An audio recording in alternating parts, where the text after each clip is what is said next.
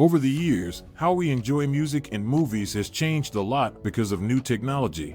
In the past, people used to keep music on records and tapes. Then, CDs came along for music, and DVDs replaced film and VHS for movies. But now, things are different. Many of us need to store our music and movies on our devices. Instead, companies keep them in big computer centers. We can watch or listen to them whenever we want. And the best part is, it's cheap. We can stream tons of music, movies, and TV shows for a small monthly fee, much less than what we used to pay for a CD or DVD. Streaming companies have been great for investors, and they'll keep doing well. But you should invest in the best ones with many users and make good money. That's why Netflix and Spotify are good choices.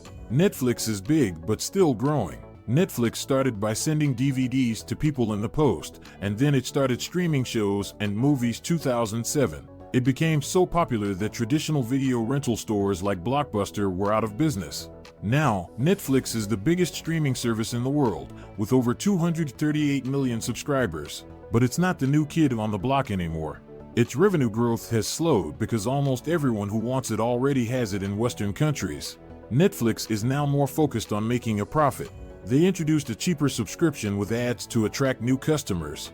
It costs less than the regular plans. This move surprised investors because it meant they were putting growth before making money, which might hurt their profit. But it's good for getting more subscribers. The ad-supported plan makes as much money as the regular plan when adding the ad income. Netflix also cracked down on password sharing, and it's working. They added 5.9 million new subscribers in the last quarter, much more than experts expected. This could be the start of a new growth phase for Netflix. Spotify is working hard to make its users happy. Spotify is the biggest music streaming platform, but it's hard for them to be different from other music apps because they all have almost the same songs. So, Spotify is trying to make its app better for users. They use artificial intelligence, AI, to learn what kind of music you like and make playlists for you.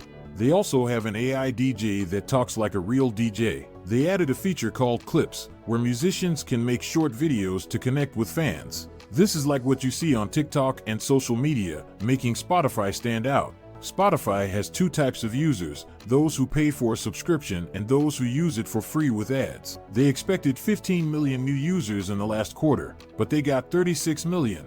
Most of them used the free version, which makes less money, but they also got 10 million new paid subscribers, the most ever for a second quarter. Spotify is spending more on research and development to improve its app, which is why it had a bigger loss last quarter. But it's a good sign because it shows they're investing in the future. Netflix and Spotify are great stocks to consider for the long term in the entertainment streaming business.